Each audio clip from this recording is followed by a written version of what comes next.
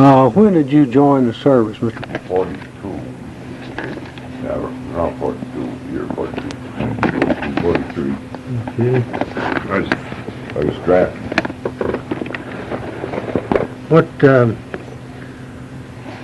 did you have your choice of what service you'd go into after you were drafted? They just sent me from Homer, New York was my induction center. They sent me there to Buffalo, and Buffalo to Miami Beach, where I took the basic training, and basic training to 92nd Army Air Base in Hopefield, North Carolina. And then I was there for a while, and then I went from there to Fort Wayne, Indiana, and then from there to Stone, California, and overseas. Okay.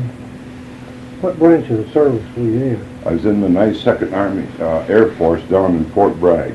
I see. And then when they transported me to Indiana, I went to the 375th Air Force Group, 55th Squadron. Okay, what do you remember most about leaving home? Well, when we was on the train going or coming, we stopped at a small town. There was a whole mess of people there, and they said, welcome us back. We did come back. You remember about how were you when you went in the service? I should 68 now. About 21, 22. Let's see. Do you have any brothers or sisters in the service? I had one brother that was, two brothers. They was in Germany, in their home. Did they survive the Yes. war and come back and so forth? Describe your training. What were you actually trained for, in other words? That, I really don't know, because when I went to Miami Beach, they gave us a rifle, and we trained with rifle down there for about approximately 2 or 3 months. How to carry it, how to clean it, how to take care of it. And then when they came to Fort Bragg, North Carolina, Pope Field, we turned the guns in, and I had the job at 92nd Army Air Base, taking care of the officers' mess hall. When the officers came in from the flight, we gave them a ticket, and they would go in and eat, etc. Okay. I went overseas. I was a utility man, did every odd job. Where did you first end up overseas? We landed in Australia, Brisbane. in Brisbane, Australia. Did you go by water from Yes. San Francisco? USS Loreline. It's How long did it take? about pretty close to a month. 30 days. Yeah. About 30 days. Yeah. And the ship, that USS Loreline, was a sister or niece, whatever you want to call it, to the Queen Elizabeth. Yeah, it was a big fast ship, Yeah. because that's getting there pretty fast Yeah. compared to what it took a lot of them to get And there. But no, it circled It circled all over the around. Pacific. Yeah. And then they're going to straight course. It took 30 days. And I went down south of Hawaii, way down south of it, and then went over in there. They didn't take us in a straight course.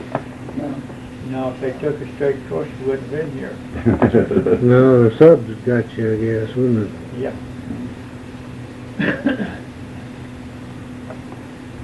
Okay, so what happened to you in Australia? We were just there for like a visit, 10 days. 10 days, just get off the ship and start reorganized. Mhm. Because there's other troops on the ship that went over with us. And one thing I remember about it, going down the gangplank in Australia, I was hit by a duffel bag. A guy back of me hit me with a duffel bag, and we wound up with a water on the knee project. Okay, did it put you out of action there? No, we wasn't in action. I mean, that duffel bag, did it really do any damage? No, Just I think I just lost my balance. I see. Okay, what next after Australia? Went married in New Guinea. No, we went No. to Fort Morsby. Port Moresby, that's right. Port Moresby, Right. Australia. Then we went married up in New Guinea. Okay, what'd you do in New Guinea? Oh, about everything. He has a picture of me building the shower over there for our outfit, and then wash pots and pans and doing KP work. Yeah. What was the outfit doing? Were they They were going on troop bombing carriers. raids? Or? Well, they took the food and supplies up front, Mm-hmm. then they bring back maybe the prisoners or something like that, whatever they had come back with. Troop carrier outfit. Troop carrier, yeah. Yeah, That's the okay. troop carrier squadron. And that was in, where'd you tell me? Is that- 40, He's in 42, 43. 42, 43, yeah. Because I was over, I came back in 45. Okay, and where next from there? New Guinea. Yeah, went to New Guinea, went to, let's see, Port Moresby. Well, no, Dopadura. Oh, yeah. Nobody doing I it. can't remember half of the Dobbadurt. And we went there to Nadsab. Yeah, no, first we went back to Fort Moresby. See, We went from Dopadura back to Fort Moresby. yeah, that's right. Yeah, That's when I went on vacation. yeah. And then from Fort Moresby went to Nadsab. Nadsab, and that's when they sent us back for, when I took my vacation, or leave, Mhm. about 10 days. I went to the northern part of Australia, which Yeah. is Darwin, Yeah, and recuperation, they call it. right, R&R. Rest, relax. Says, what memories do you have of the men you served with? And did you keep in touch with any of them? I never kept in touch with any of them until I received a letter from Sergeant Bauer from California. Let's see. About a year ago or something. Yeah, or a little Yeah, over. a little over a year or so. Yeah. Well, they started having these reunions. Yeah, and they started having everything, reunions. But they had it after he had the stroke and what, so he couldn't go to any of them and what. And But I, he said they started having that stuff too late. I mean, most all the guys were getting too old. Yeah, well, the Sergeant Bauer sent me a letter with the names and all that, and then I got a letter from another fellow that was in our outfit, and he gave me the list of all these reunions they've had in California, Florida, Mhm. Texas, Colorado. just everywhere. And they've been, We had lost guys my, from 44 different states. he said that they wrote to me, and they got Mhm. the letters back because they wasn't forwarded to me. Mhm. That's something I couldn't figure out. Well, that last place with the funny name you said you were now, what was the name of that place? Nadsab. Nadsab, Yeah, where was that? And I mean, what Next coun- side. what country was that in? that's over in South New Pacific. Guinea. New Guinea. New Guinea. Okay, where from New Guinea? Did you go? That's north, wasn't it? And Yeah, north, it's Port Moresby. Nabzab. And from Nabzab, we went back to Fort Moresby. Yeah. And it changed a lot. The Australians that took over Fort Moresby then, and golly, you had to wear, they foreign new uniforms and stuff like that, Yeah. and we looked like a bum. Yeah, that was the truth too. And from there, we went to Biak. Okay, let's let him do most of the talking. I don't think this is gonna pick you up Oh, as far as it is. I was about to fill me in, because I forgot Well, some you more. okay. Went there to Biak, and then we was there for a while. yeah, and then they shipped us over, part of us, I don't know whether all of us not, went to the Caroline Islands, No, Hilleloo. he went to Carolina. I stayed with the outfit. They divided Mhm. the outfit in two groups. You go here and go Yeah. there. But I stayed with the outfit until I come home. And he was in, I went everywhere. he went everywhere. Where was the last place you were now before you came home? Japan. This You- guy, Yeah. well, they moved, our outfit went to Japan to catch a boat and come back. We came back on what they call banana boat, 30 days. Mm-hmm. Okay, how long had the war been over when you got into Japan? You remember about how long? Well, about a month or two, something like that, so around How did Japanese act toward you? there. Never seen one. The only ones I've seen was That dead ones. was- So you all weren't allowed to get out and mix with them, were you? No, they wouldn't even mix with the natives over there either. And around New Guinea. Although they were some good Negro or colored people, like Mhm. called natives. They'd do your washing Yeah, and charge you 25 cents. yeah. And your uniforms be stiff. Well, off the board. Were you ever under fire? I was under red alert. No, We had you remember at Dobadori, Yeah. that's when I started to wake you up, and I thought, well, I won't. Right. They were in foxholes and done. Dug a foxhole and I jumped Yeah. into it and got caught.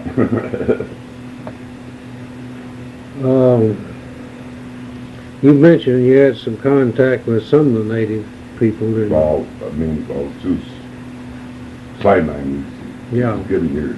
Couldn't speak to the English, or you couldn't speak to the language. All right. What did you think of them? Oh, to me, some of them was pretty good. Some of them I wouldn't trust walk the side on me.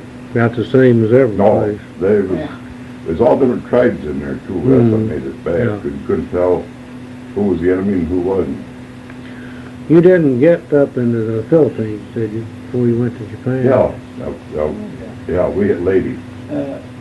Or Mindanao. We landed at Civic Bay. Yeah, Subic, Went to North San Antone, and then from San Antone, I went on to, we I split. went about 30, 40 miles from No, we went right straight. After they split, we went to New Guinea. Mm-hmm. And, there was Okay, you went from New Guinea up to New Guinea, to where? Biak. Biak, Biak And I to went where? over to Peloponnese, Telio, and then up to, there's another island up there, Mindoro. yeah, Mindoro. I didn't Oh, go yeah. to Mindoro. Okay, that's in the Mindoro. Philippines, wasn't it? Yeah, I hit Mindoro. Okay.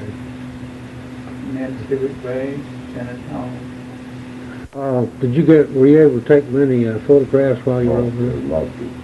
Weren't allowed to? No, they told us, and what they told us there, if you're gonna ride home, to write, you write about the weather, but not tell them how severe it was, like being hot, rainy, muggy, and all that. Mhm. You could And take somewhere in New Guinea or somewhere in yeah, the you just say somewhere in New Guinea, or somewhere in the Mhm. Philippines, or somewhere Japanese, here, they somewhere do. there. Right. And they told the story, I don't know how true it was, but they told the story, I remember the captain got us all together, and he was telling the story there, he said, if you guys want to write home about the weather, he said, you can do like this one soldier did.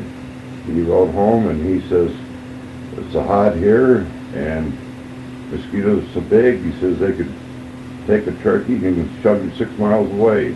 And he said, that guy got 6 months in the guardhouse for it. I'll never forget that And story. then Long some as said it's no good here. Yeah. For New Guinea. Yeah, I'll never forget that one. What did you plan to do when the war was over? Did you have any special plans? Well, when I went in, I worked in a restaurant. And I wanted to become a chef, Mhm. like in a hotel or Mhm. something. Well, first I went to complete high school, but then that didn't pan out because my father's sickness of my father. So then I went down to VA and applied for a job application, all that, and I had to go to Ithaca, which is about an hour and a half, or not quite that far. I'd say about an hour from Portland, And I went over and took the exam, and according to them, the examination I took and everything, according to them, I was a second-class mechanic, and I didn't know anything about cars. I still don't. Oh, my God. So I told him about it, and he said, well, here's the paper right Yeah, here. that's pretty good. When I came back, from it to there, about a week later, the Veterans Administration in Portland got the papers back and everything, and fellow says, yeah, he said, you're a second-class mechanic. Yeah, I know what I'm. I know where the gas was in, I know where the oil was in, I that's just it. walked in. Nothing else. I still don't. What did you end up doing for a living? Well, I had worked in a bakery for a while, and then that started folding up. I went to work in a typewriter company, and they started cutting wages, and then I went to a job shop, and I had about two and a half, 3 years in a bakery, and I had 15 years with the typewriter company, and then I had about a year and a half of a job shop where they did work for IBM and all the small other companies that companies might have something done, and that folded. So I went to work. I was out of work 5 weeks. And I went to work for Paul Country Micro in Portland, and I retired from there. What kind of company? What does that company do? They make filters. I see. What for? What use? For what medical. I see. Okay. They use them out in the field, like building gas at your big gas companies. Okay. Did you have any feelings about the people of draft age that weren't in the service? 4Fs or one thing or another? Bother you? Didn't bother me. Bought a lot of them, but it really didn't bother me. Yeah. I noticed one fellow over home there, he said that he was sitting in this restaurant where I worked part-time, and he says, I'll tell you, he says, he stuttered quite a bit, and he said, I'll be here when you go, and I'll be here when I come back. A week later, they nailed him. He went to Germany later on. How did the war change you? Oh, not too much. Don't feel like it did? I don't say, just... Was the country... I wouldn't want to go back over there Right. right away. I probably wouldn't know just what's going on, but as far as life change, I don't think so. How do you think it changed the country? Well, that's what we was talking about last night out here. Yeah. Oh, I said, I think they forget about what Japan had done, and here they got schools over here now, Yeah. and half of the people Yeah, are Japanese. I think where but I think they forgot country now about is what the making a Japanese mistake done. is letting Japanese and most of the Japanese coming into this country, taking over the banks, the schools, and colleges, and the big manufacturing companies, putting them and building them here because they're laborers. Their wage scale is Yeah, right. way cheaper than what they are here. What do you remember most about coming home? I was in California. Well, when I got back on the boat, got in California, got on the train, and went from California to Texas, across, and went into Fort Dix, New Jersey. And when I got into that night, it was raining, and the 82nd Airborne, part of it just returned from the other side. And then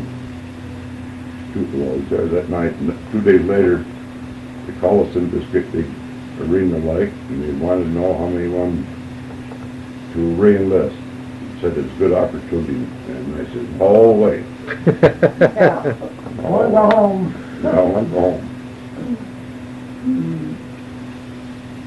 You remember when you were discharged? Fort Dix, New Jersey. What was the date? I can't remember what the date. What month? October, wasn't it? Yeah, 45? Yeah.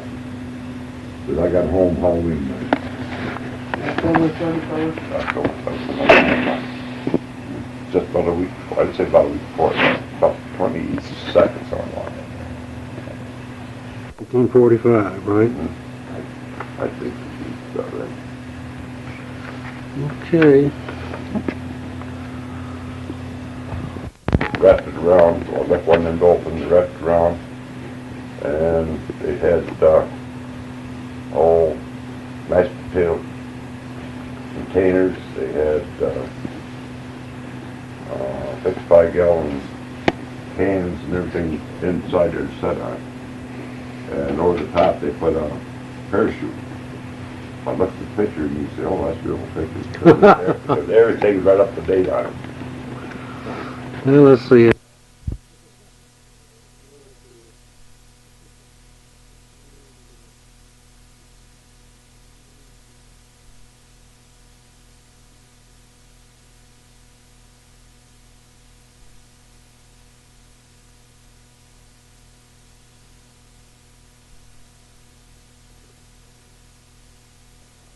Maybe take photos or something like. I wrote for another copy years ago, because this here is pretty shabby, and it's printed by the Australian company, and they said no, they just made that one batch. It was probably a couple 2 years after the war, and they said they could not print it because the United States government gave them permission just to print so many books. So I was just lucky that I had that. Yeah. Okay, this is Stan Tinsley again, and I'm now interviewing Mr. Cooper as to his World War II experiences. Mr. Cooper, when did you join the service? August 7th, 1942. Okay, did you volunteer? Yeah. Okay, and what branch of service were you in? Well, the Air Force first, Air Corps, as they called it then. Yeah. And it was the Air Force. Well, I didn't join the Air Force, though. They sent me down to Camp Forest, Tennessee. And from Camp Forest, I went down to Fort Oglethorpe, Georgia.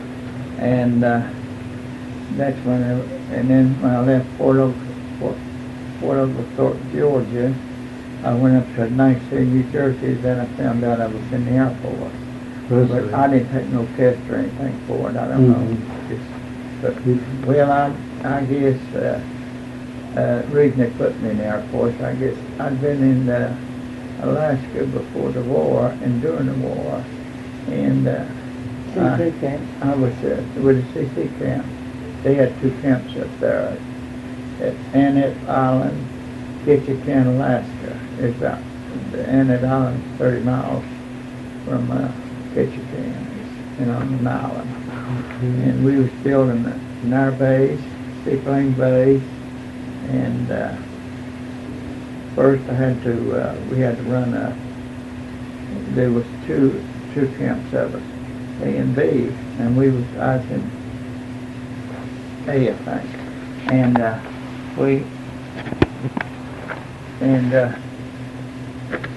from A, and we had to run a pipeline through over the airfield over to officers' quarters. They was going to make officers' quarters, and then after that, we had to build roads, and then after that, we had to the war come up, and we had to fix elephant huts, big huts for ammunition, store ammunition, and also had both, that was A and B both, they had to clear land for the seaplane base. That was CCC camp? Yeah. And so we was up there and the war broke out, and when we had to sign up, stay up there for a year, and so they sent us back before the year, and in May, and we went from and they sent us to Snohomish, Washington, and they shipped us on home then. And then I stayed home for about a month or so, 2 months maybe. I was going to have to go anyway. Mm-hmm. I didn't have no dependents or nothing, so I just went on going. Well, I went down about 2 or 3 weeks before down to Clinton.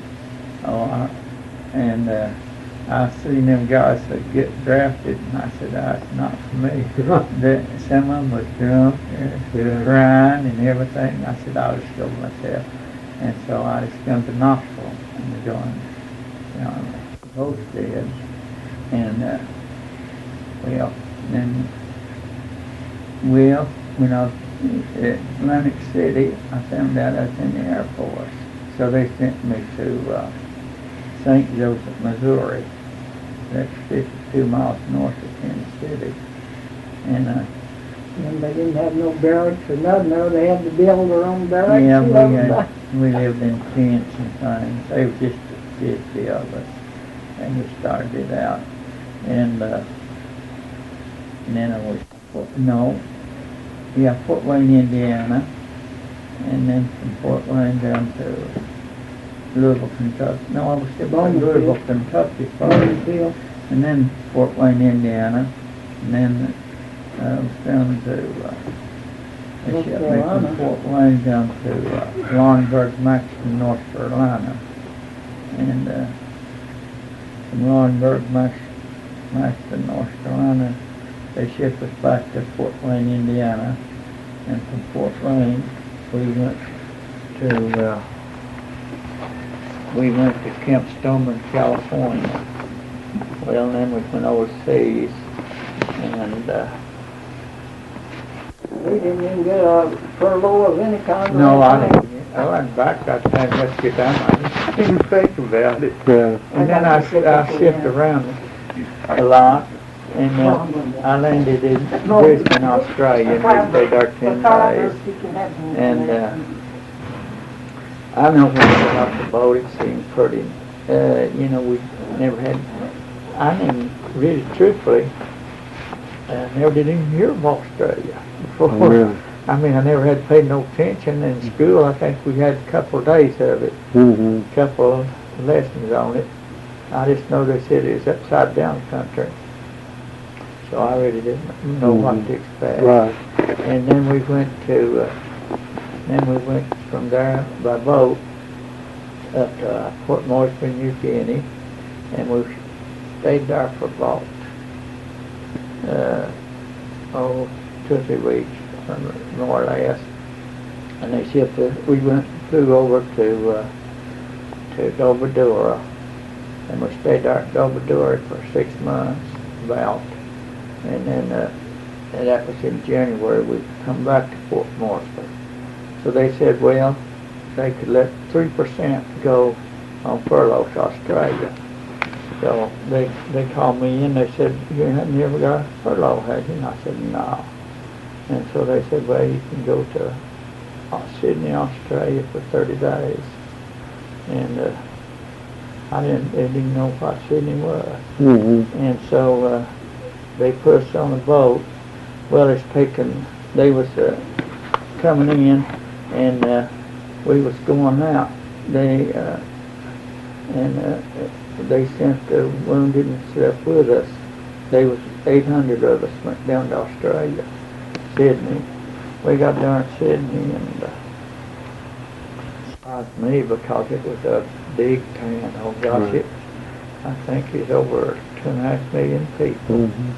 And but it was a little different than it was at Brisbane. At Brisbane, they was more on the wartime. Mm-hmm. But in Sydney, it was just like Miami Beach. Mm-hmm. I mean, only ones that was connected, only ones that was affected by the war was those that had sons in the service. Mm-hmm. But the rest of the people, they didn't. Mm-hmm. Didn't even know the war was on. See, they had a lot of Australians up in the Northern Territory would come down there to Sydney Mm-hmm. and Melbourne. They wouldn't ever stop at Brisbane, Right. because that was where Brisbane was where MacArthur planned on stopping the Japanese. Mm-hmm. They didn't plan on, Australia, all their men was mostly over in the middle